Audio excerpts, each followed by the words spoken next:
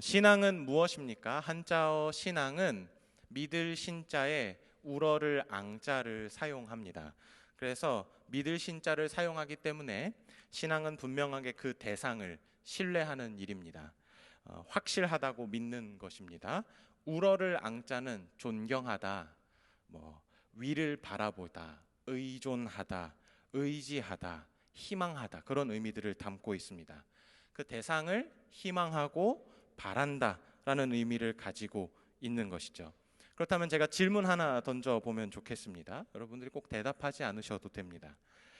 신앙의 대상이신 예수님을 여러분 실제적으로 의지하고 원하고 계십니까? 나는 한 주를 살면서 주님을 얼마나 원하고 있는지, 나는 그분과 여러분들이 월, 화, 수, 목, 금, 토 주일을 살아가면서 나는 그분과 얼마나 깊게 교제하고 싶어 합니까? 그렇게 어떤 일들에 대해서 여러분의 삶에 여러분이 마주하는 수많은 일들이 있잖아요. 거기서 나는 얼만큼 그분에게 물으며 살고 있는가 하는 것이 이제 말하자면 우리의 신앙의 척도인 것이죠.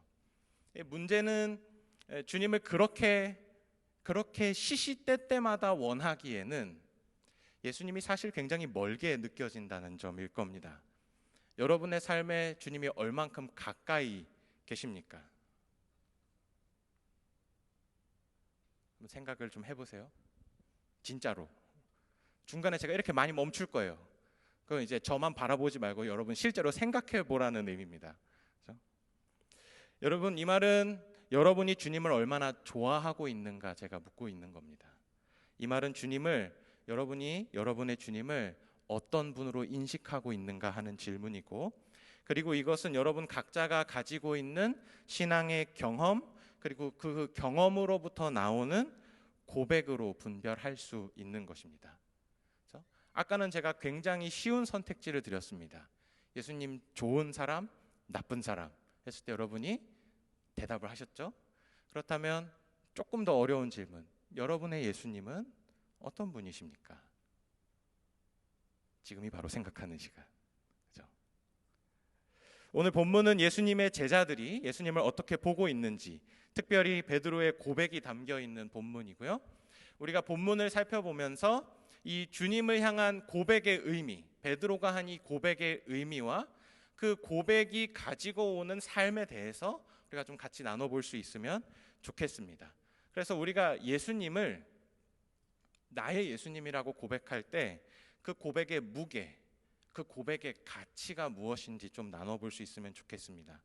여러분 눈으로 13절부터 16절을 한번 보시면 좋겠습니다. 여기에는 큰 대조가 보입니다.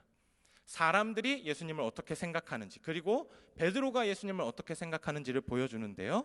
예수께서 빌립보 가이사랴 지방에 이르러 제자들에게 물어 이르시되 사람들이 인자를 누구라 하느냐 이르되 더러는 세례 요한, 더러는 엘리야, 어떤 이는 예레미야나 선지자 중에 하나라 하나이다. 이르되 너희는 나를 누구라 하느냐. 시몬 베드로가 대답하여 이르되 주는 그리스도시요 살아계신 하나님의 아들이시니이다. 자, 13절에 예수님께서 제자들에게 하신 질문, 그렇죠? 이 질문은 사실 예수님의 자기소개와 마찬가지입니다. 뭐라고 질문하셨냐면, 자, 사람들이 나를 누구라 하느냐 그렇게 질문하지 않으셨습니다. 무엇이라고 질문하셨습니까? 13절을 한번 보시면 사람들이 인자를 누구라 하느냐 그렇게 질문하십니다. 그러니까 이 말이 예수님의 자기소개라는 말은 그 인자라는 단어가 예수님에 대해서 아주 잘 설명하고 있다는 의미이고, 예수님은 자기 자신을 인자로 이해하고 계신다라고 우리가 볼 수 있는 것입니다. 인자는 영어로 Son of Man이고 사람의 아들로 직역되지만 사실 더 깊은 의미들이 있습니다. 마태복음 안에 수많은 구절들이 있지만 제가 그거 다 찾지 않고 그냥 정리를 하도록 하겠습니다. 첫 번째, 예수님께서 인자라는 말은 예수님께서 고난받으실 것이라는 의미를 담고 있습니다. 주께서, 그리고 예수님께서 인자라고 하는 것은 예수님께서 이 땅에 오신 목적이 죄를 사하기 위한 것, 그리고 그 고난은 그 죄를 사하기 위한 고난이라는 것을 의미합니다. 그리고 예수님께서 자신을 인자라고 부르시는 이유는 지금은 사람의 몸을 입고 있지만 사실 자신은 하나님이시고 하나님의 아들이시고 심판주이고 만왕의 왕이라는 것을 본인 스스로 이해하시고 인자라고 표현하고 계신 것이죠. 이 주님이 스스로를 그렇게 인자라고 부르면서 사람들이 나를 누구라 하는지, 너희는 나를 누구라는지 물으시는 이유가 무엇입니까? 주님이 자신을 이해하는 것처럼 사람들도, 그리고 너희 제자들도 이해하고 있는지 묻고 싶으신 거죠. 너희는 나를 누구라 하느냐 하는 이 질문은 우리에게도 던져진 질문입니다. 여러분의 예수님은 어떤 분이십니까? 이건 사실 여러분 신앙의 본질에 관한 질문입니다. 14절에 보시면 사람들이 이렇게 대답하고 있습니다. 세례 요한, 더러는 엘리야, 어떤 이는 예레미야, 어떤 이는 선지자 중에 하나. 근데 저는 이 질문에 대한 답이 여러분 생각은 어떠세요? 맞는 것 같으세요? 틀린 것 같으세요?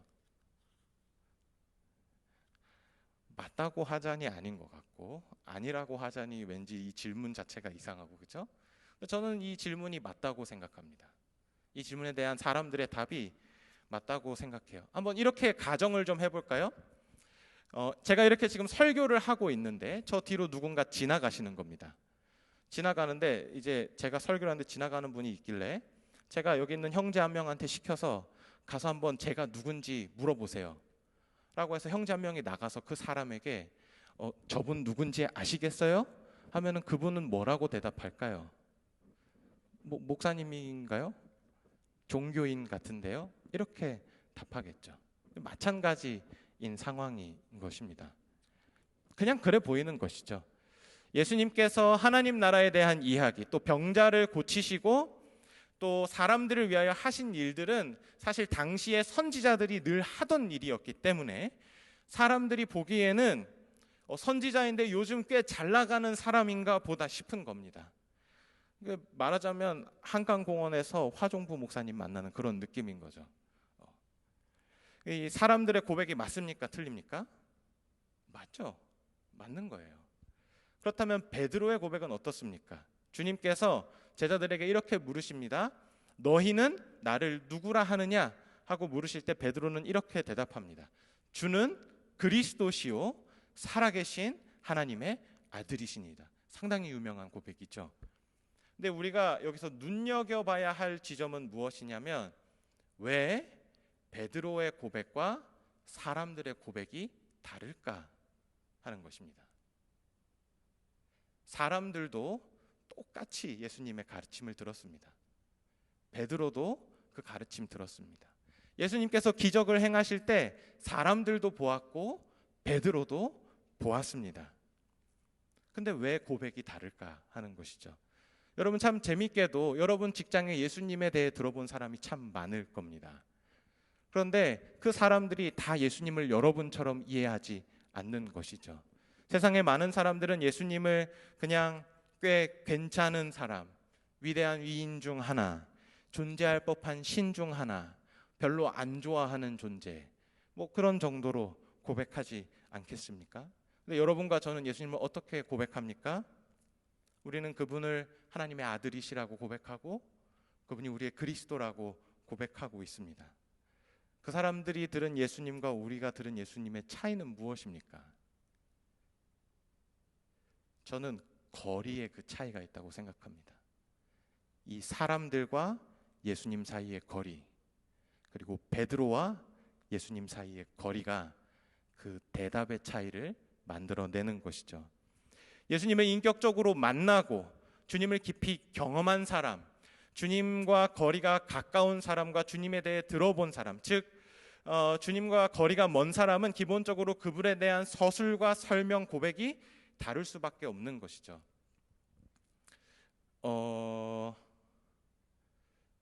누구로 하면 좋을까요?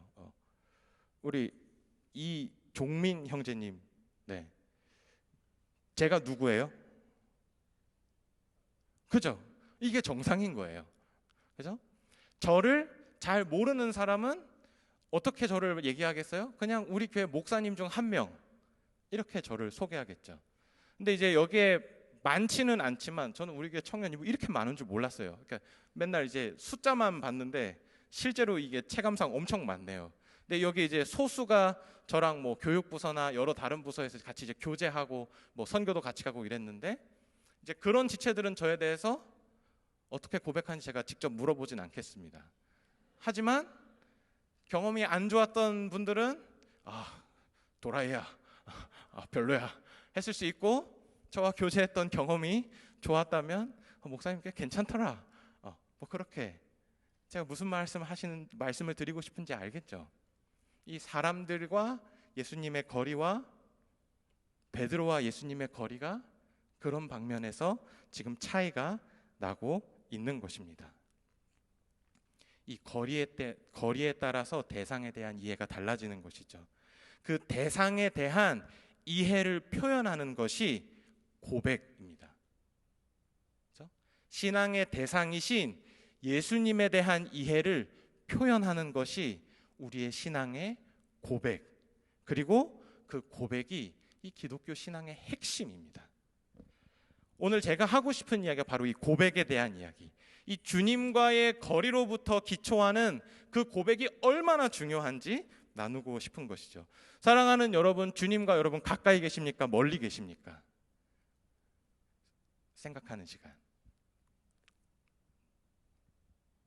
주님을 만난 경험 여러분에게 있으십니까?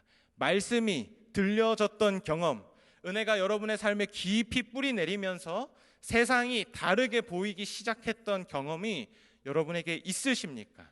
사실 그 시간들이 있어야 제대로 고백할 수 있는 것이죠. 저는 오늘 이 시간이 그렇게 주님을 향해 진심 어린 고백을 할 수 있는 시간들이 되시기를 소망합니다. 그런데 여러분, 이 신앙은 그냥 아무렇게나 고백하는 것은 아닙니다. 주님이 자신을 인자라고 소개하셨잖아요. 그 말은 이 고백에는 사실 정답이 있다는 얘기입니다. 그러니까 바르게 고백할 수 있어야 된다는 이야기입니다. 한번 베드로의 고백을 우리가 샘플로 살펴보면 좋겠는데요.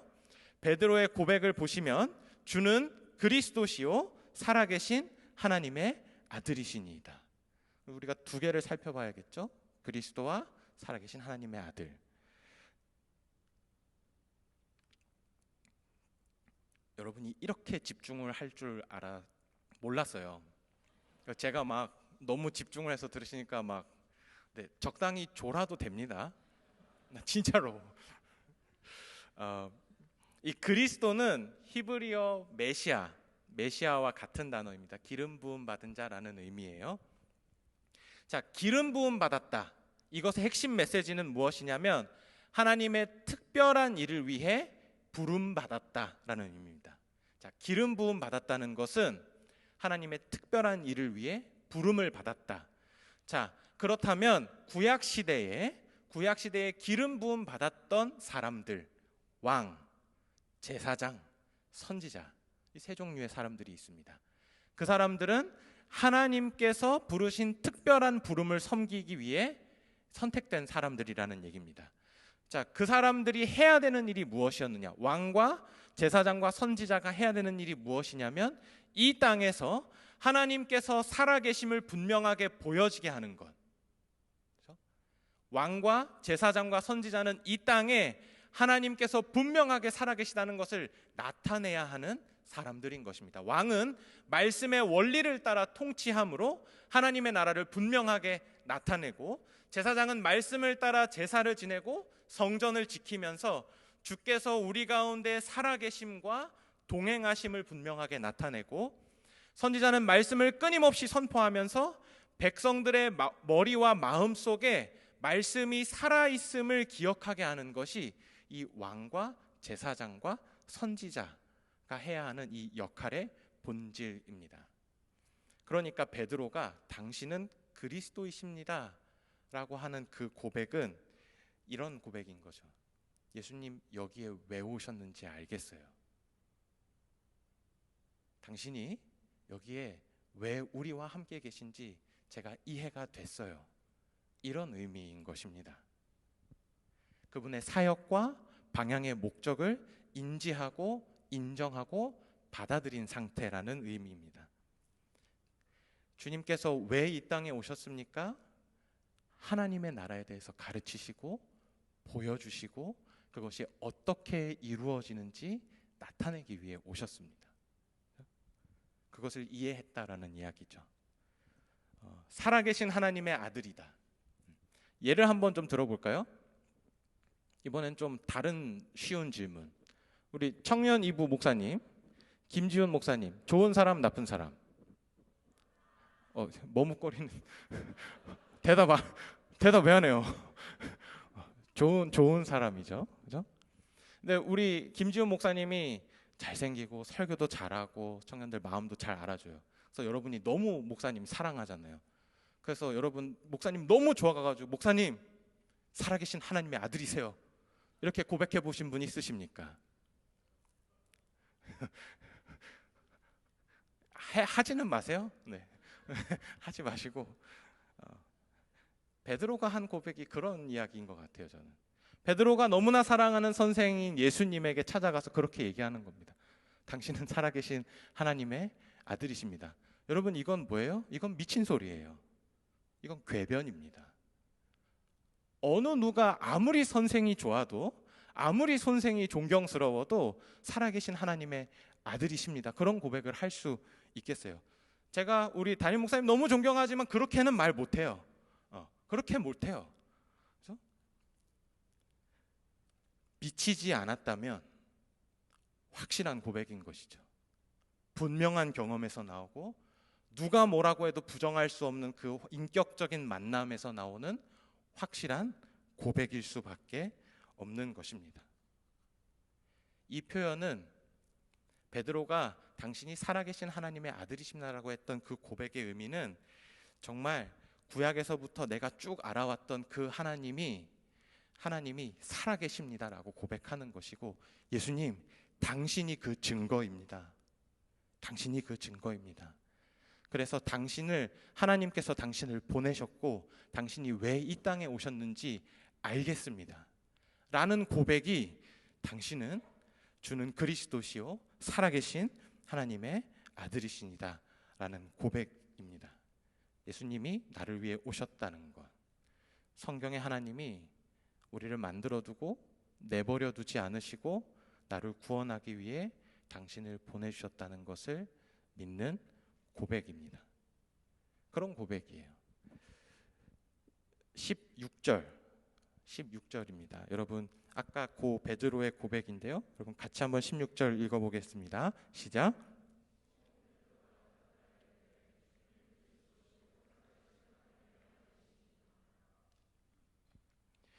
여러분에게 예수님 그리스도이십니까? 잘 한번 생각해 보세요. 여러분 위에서 오신 거 맞아요? 여러분의 인생이 정말 그분의 손에 달려 있다고 믿으십니까?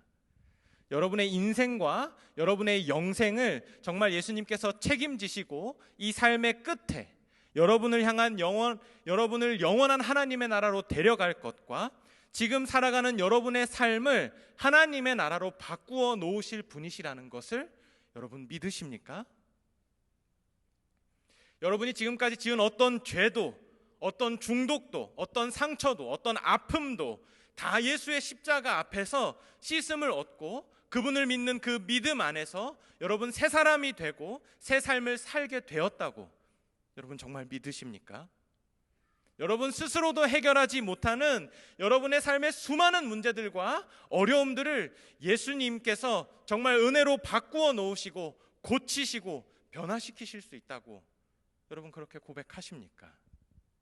아니면 예수님 정말 너무 좋지만 사람은 고쳐 쓰는 거 아니라고 생각하십니까? 여러분의 예수님은 어떤 일을 하시고 여러분의 예수님은 어떤 능력을 가지고 계신 분이십니까? 저는 여러분이 스스로에게 질문을 던지기를 원해요. 내 예수님은 어떤 분이셨지? 나의 예수님은 어떤 능력을 가지고 계셨지? 나의 예수님은 내 삶에서 무슨 일을 하고 계시지? 사랑하는 여러분, 그분은 그리스도이시고 살아계신 하나님의 아들이십니다.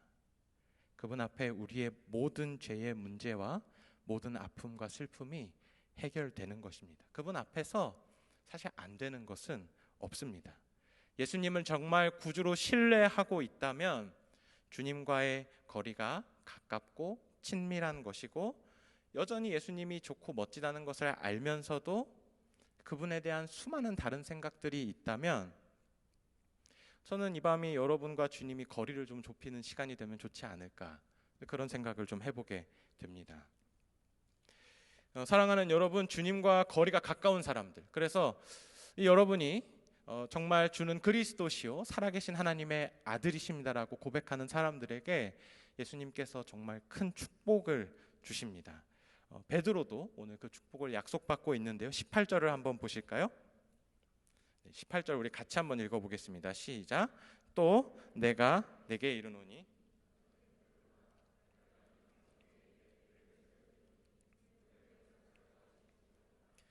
베드로가 그렇게 주님을 향해 고백하자 주님이 뭐라고 말씀하십니까? 내가 이 반석 위에 교회를 세우리라. 여러분, 정말 멋진 말이지 않습니까? 제가 여기에 홀라당 넘어가서 지금까지 이러고 있는 거예요. 진짜로. 제가 이제 진로에 대해서 고민하고 있던 시절에, 제가 목회자로서의 길을 가야 할지 말아야 할지 고민하던 시절, 어느 날 성경을 그렇게 열심히 읽지도 않았는데 성경을 펴서 읽었는데 마태복음이었고, 마태복음 16장이었고 이 구절이 나왔는데 이런 멋있는 표현이 이렇게 지금까지 이렇게 오게 되었습니다. 예수님께서 베드로를 축복하시는데 뭐라고 축복하시냐면, 내가 이 반석 위에 교회를 세우리니 라고 표현하고 있습니다. 여러분, 반석의 의미는 여기서 제가 제일 잘 알겠죠? 네, 제가 한번 설명을 드릴게요. 제 이름의 한자는 반석, 반자에 돌석자를 씁니다. 그러니까 그냥 돌이란 뜻이에요. 그러니까 이 돌은 근데 어떤 돌이냐면 그 위에 건물을 쌓는 돌입니다.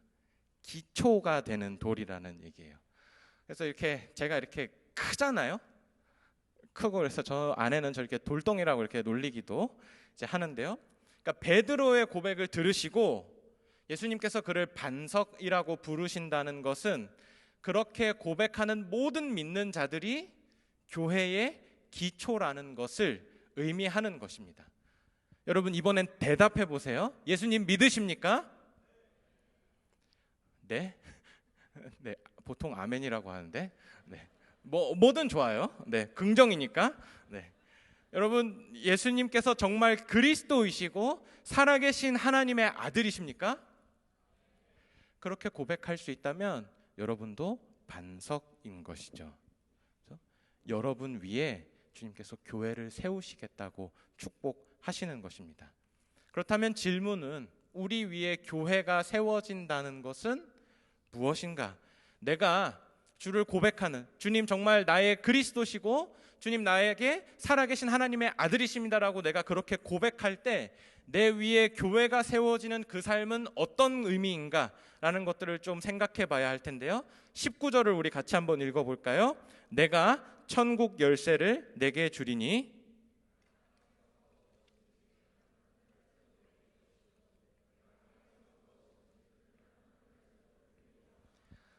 자, 이 표현은 예수님 믿으면 하는 일이 다 잘 된다는 얘기가 아닙니다. 내가 매면 다 메어지고 내가 풀면 다 풀려진다, 이런 이야기가 아니라는 것쯤은 여러분 추측하셨을 거라 생각합니다. 이 예수님께서 반석이라고 불리는 베드로에게 주시는 권세에 대한 이야기, 권세에 대한 이야기예요. 그러니까 이 권세를 조금 이해하기 쉽게 표현하면 이렇게 생각해 보면 좋을 것 같아요.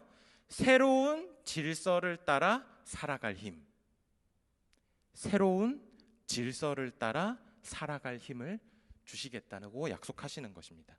자, 신학자들은 이 매는 것과 푸는 것에 대해서 잠깐 지루한 얘기 하겠습니다. 교회의 권징과 권위를 의미하고 교회에게 바른 것을 선포하여 잘못된 것을 메어버리고 바른 길로 돌아선 자들 풀어낸 권세, 이런 이야기들을 해요, 학자들은. 근데 제가 이 말을 조금 더 쉽게 해석해서 여러분들에게 알려드리면, 교회가 선포해야 하는 것은 바른 말씀이지 않습니까? 그 말씀을 기준으로 삼아서 바른 것과 그른 것을 분별할 수 있는 힘을 주셨다는 것입니다. 그 권세를 주셨다는 것입니다. 그래서 반석이라고 불리는 교회가 그른 것들, 이 바르지 못한 것들을 메어버릴 때 그것이 메어지게 되고, 바른 것들을 풀어내려고 할 때 그것을 풀어지게 해주겠다는 의미인 겁니다. 정리하자면 예수님을 믿는 신앙 안에서 그분의 말씀을 따라 사는 자들에게 옳은 것들을 분별해낼 수 있는 능력과 그것을 따라 살아갈 힘을 주시겠다는 의미인 것입니다. 그런데 이 주님의 축복에는 함정이 있어요. 여러분 18절을 한번 눈으로 보십시오. 18절 마지막 부분에 뭐라고 되어 있냐면 음부의 권세가 이기지 못한다라는 것입니다. 주님께서 예수를 그리스도시요 살아계신 하나님의 아들이라 고백하는 모든 자들을 반석으로 부르시고 교회를 세우시면서 이 말씀이라고 하는 새로운 질서를 따라 살아갈 힘을 주실 때 그 힘이 있기 때문에, 그 주님의 권세가 있기 때문에 음부의 권세에 우리가 넘어가지 않게 된다는 것입니다. 그럼 제가 역으로 한번 질문해 보겠습니다. 여러분, 세상의 힘과 싸워서 승리하고 계십니까?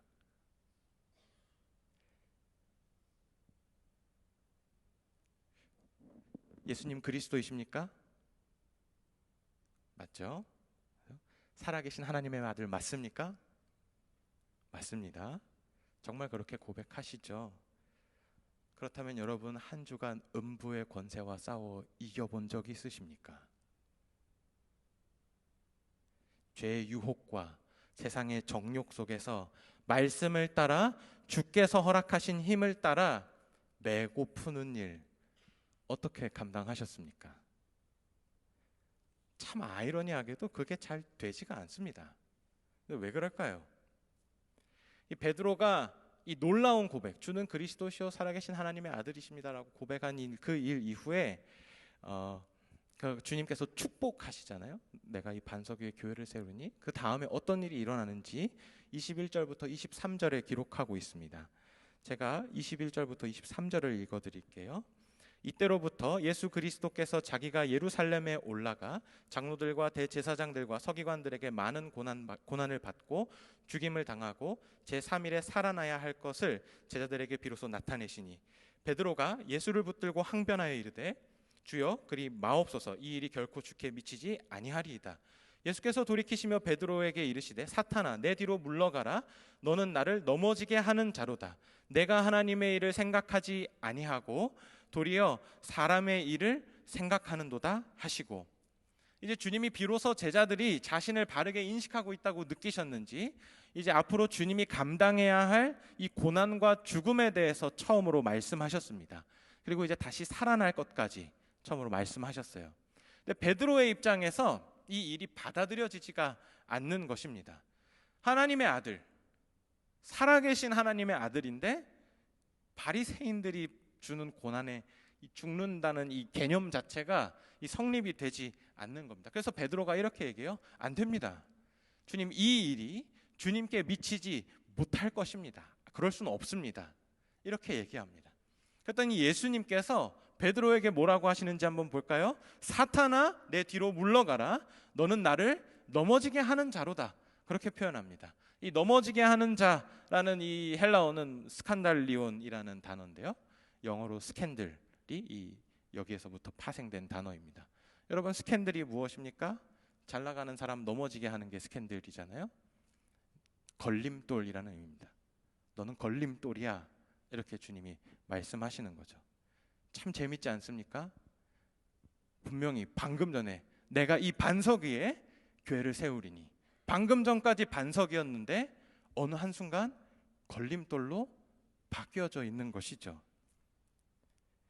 왜 베드로가 걸림돌로 불리고 있는가를 좀 생각해 보는 것이 좋겠습니다. 베드로가 예수님을 이 자신의 구원자요 살아계신 하나님의 아들이라고 분명하게 고백했습니다. 자신을 구원해 주실 분이 갑자기 죽었다 살아날 것이라는 이야기, 이 서기관들과 대제사장들과에게 고난을 받을 것이라는 이야기를 들었기 때문인 것이죠. 그러니까 나를 구원해 주셔야 되는데 이 고난을 받고 죽는다는 이야기가 베드로의 입장에서 이해가 되지 않는 것입니다. 예수님께서 베드로의 그 말에 화가 나셔서 정확하게 설명해 주십니다. 23절부터 25절, 우리가 24절과 25절을 한번 읽어볼까요? 이에 예수께서 제자들에게 이르시되 누구든지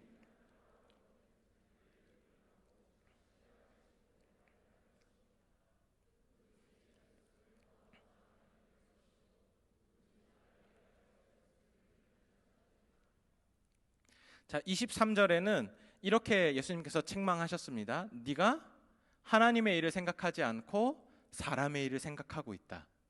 그렇다면 하나님의 일을 생각한다는 것은 무엇입니까? 예수님을 따르는 길은 원래 십자가를 지는 길이고 고난받는 길이다. 그렇죠? 구원은 스스로 살기 위해 애쓰는 것이 아니라 주를 위해 죽을 준비를 하는 것이다. 그런 이야기를 주님께서 하시는 겁니다. 베드로가 제대로 이해하지 못한 것을 지금 예수님께서 설명해 주신 것이죠. 근데 여러분, 우리는 베드로처럼 생각하고 있지는 않습니까? 예수님이 하나님의 아들이시고 예수님께서 그리스도이시지만 주님의 방식으로 구원을 경험하기보다는 내가 편한 방식으로 구원받고 싶은 순간들 분명히 있지 않습니까? 주님을 따르는 길에 고난이 있고 그 끝에 영광이 있지만 가급적이면 덜 힘든 고난 지나가고 싶고 가급적이면 빠른 영광 마주하고 싶은 순간들 분명히 있지 않습니까? 왠지 모르게 주님이 말씀하신 방법 말고 다른 길이 있을 것 같은 느낌적인 느낌 있지 않습니까? 사랑하는 여러분, 안티 크리스찬이어야지만 걸림돌이 되는 것이 아닙니다. 교회를 부인하고 교회를 미워해야 걸림돌이 되는 것이 아니라 주님이 누구이신지 알고 주님에 대해 고백하면서도 고백보다 계산이 앞서기 시작할 때, 고백보다 합리가 앞서기 시작할 때, 고백과 나의 삶이 분리되어 있을 때 우리는 얼마든지 반석에서 걸림돌로 변질될 수 있다는 것이죠. 저는 많은 순간 제가 그렇게 반석이었다가도 걸림돌로 변해버리는 순간이 많았던 것을 경험했습니다. 삶의 많은 순간들 속에서도 저도 저의 시간이, 저의 재정이, 저의 마음이 부족하다고 느낄 때, 마음이 가난할 때 무릎 꿇기보다 사실은 계산을 먼저 하는 사람이었던 것 같아요. 그리고 솔직하게 말씀드리면 이 시간이 가면 갈수록 계산은 더 많이 하게 되는 것 같습니다. 혼자였을 때보다 결혼하면 더 하게 되고 자녀를 기르면서 더 하게 되는 것 같아요.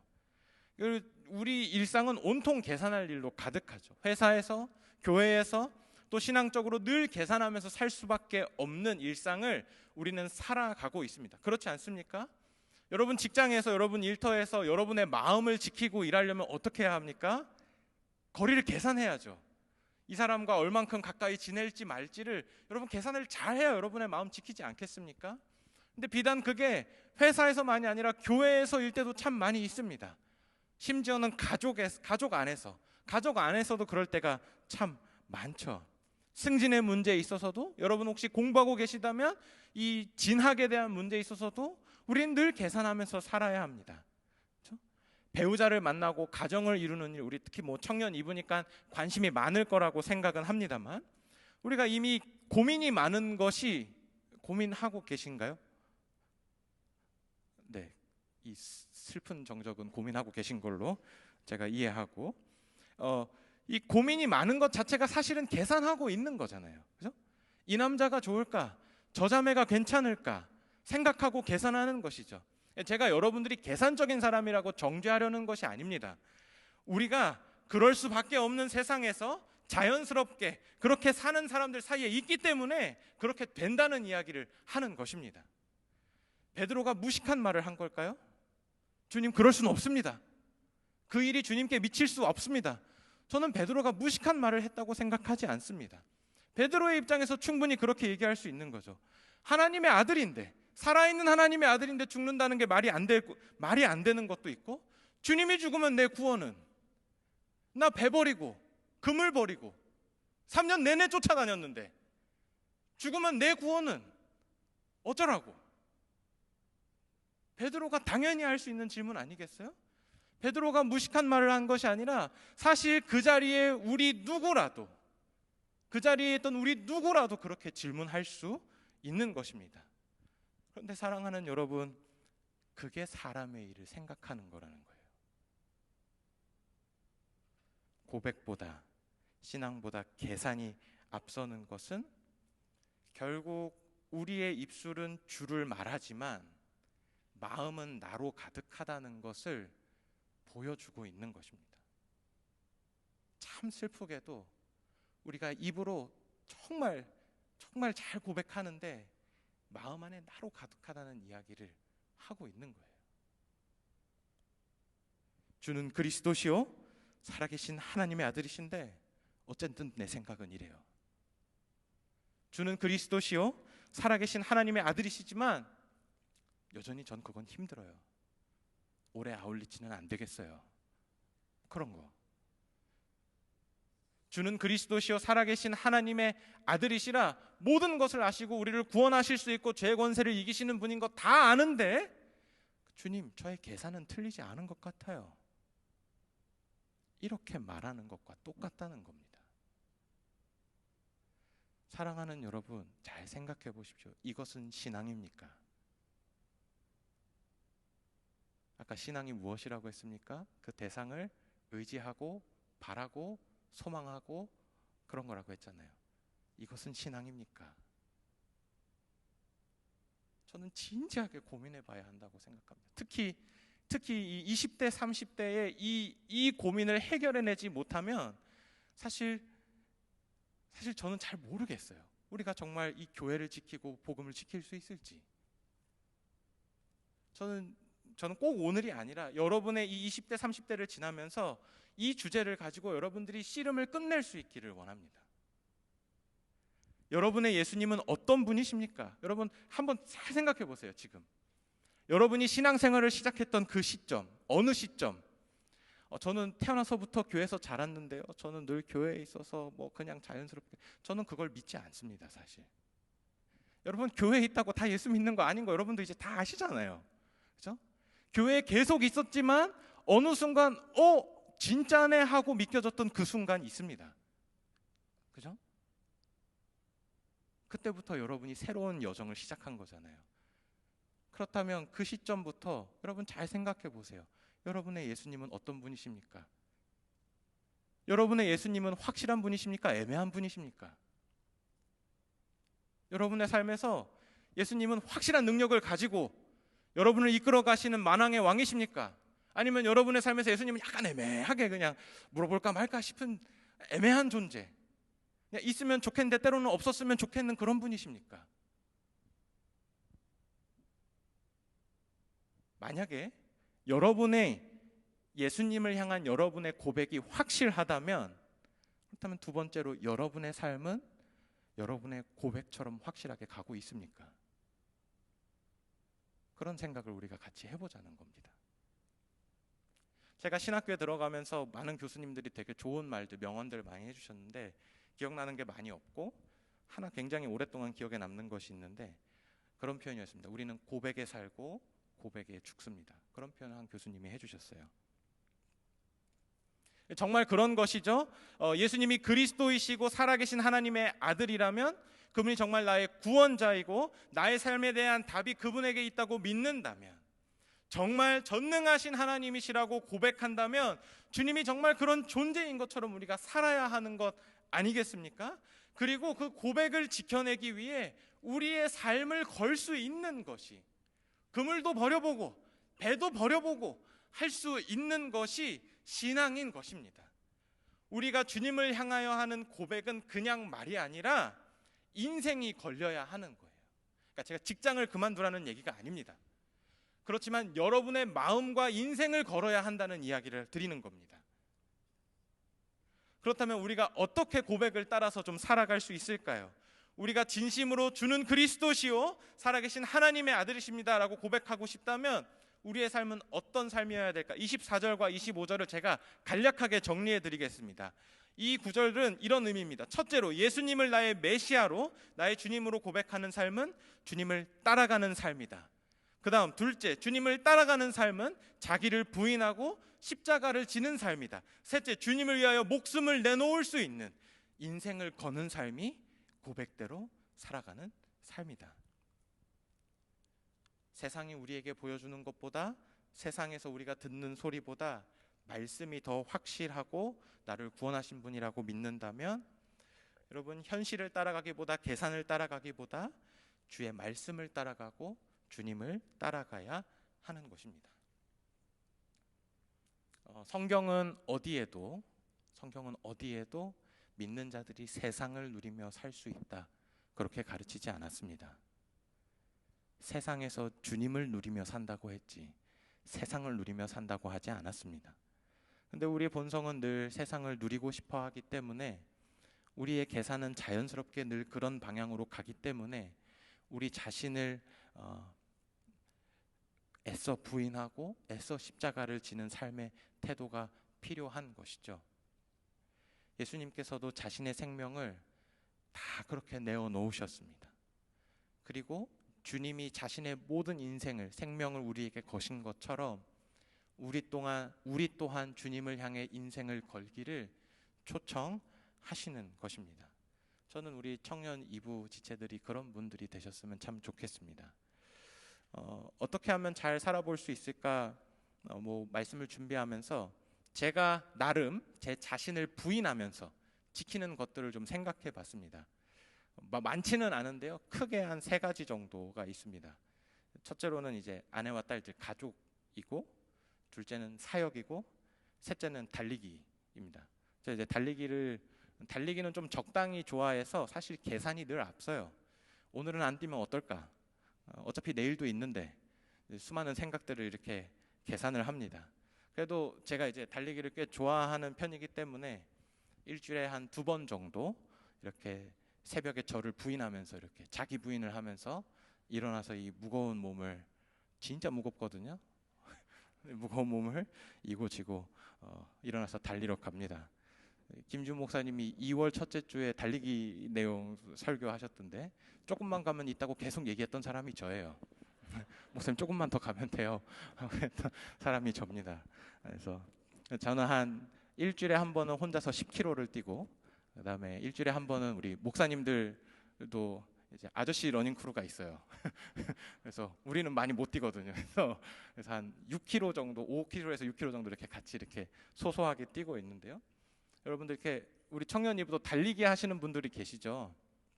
근데 이 달려보신 분들은 알겠지만 이 달리기는 늘 힘들어요. 늘 힘든데 계속 뛸 수 있는 이유가 뭘까요? 좋아해야 뛸 수 있어요. 달려서 힘든 그것까지 좋아해야 뛸 수 있어요. 여러분, 우리가 고백대로 우리의 삶을 살아내려면 어떻게 해야 하냐면요, 그리스도시요 살아계신 하나님의 아들이신 예수님을 좋아하고 사랑해야 그 고백대로 살아갈 수 있는 것입니다. 제가 또 목숨을 걸고 지키는 것은 아내와 아이들입니다. 제가 가정을 위해 목숨을 걸었다, 그런 멋있는 말을 하려는 게 아니라요, 이 가정을 지키고 결혼을 지키려면 목숨을 걸어야 된다는 아주 슬픈 이야기를 하는 겁니다. 여러분이 생각하는 것보다 결혼 관계는 유지하는 게 정말 힘들어요. 비밀이에요. 그래서 우리 아내랑 친한 지체들 특히 조심해 주시기 바랍니다. 여러분이 생각하는 것보다 훨씬 더 많이 부모이기를 떠나서 혼자이고 싶을 때가 많습니다. 그럼에도 불구하고 같이 살기로 고백하고 아이들이 있기 때문에 작정하고 목숨 걸고 지켜내는 것입니다. 계속 이렇게 나는 남편이었지, 내가 애 둘 아빠였지, 내 삶은 이 사람들을 위해 사는 거였지, 늘 되뇌이면서 나를 위한 것들을 포기하는 작업을 하는 것, 그게 사실은 사랑하는 것이고 좋아하는 것이죠. 그게 사랑의 의미입니다. 자기를 부인하며 생명을 걸어 사랑하는 것은 여러분, 잡으면 손 잡으면 떨리는 그런 게 아닙니다. 여러분, 사랑한다는 것은 이렇게 손 잡을 때 떨리는 게 아니라 손을 너무 놓고 싶은데 힘을 내서 잡는 것, 그게 사랑이에요. 꼭 기억하십시오. 사랑은 이렇게 잡을 때 막 그런 게 아니에요. 확 놓고 싶은데 하면서 다시 잡는 게 사랑인 거예요.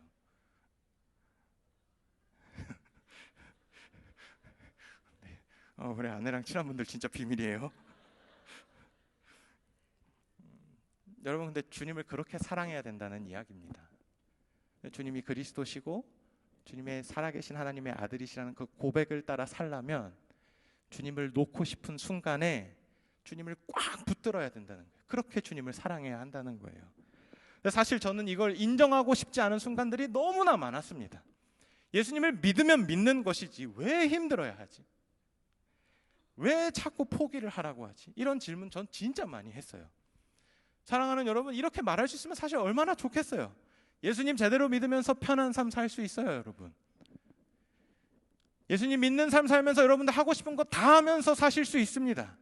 예수님 믿으면 여러분 삶이 편리해질 것입니다. 예수님 믿으면 여러분 삶이 편안해질 것입니다. 예수님 믿으면 여러분이 하고 싶은 일이 하고 싶은 만큼 다 되고 여러분들이 기대하는 것들이 다 이루어질 것입니다. 저도 그렇게 말할 수 있으면 너무 좋겠어요.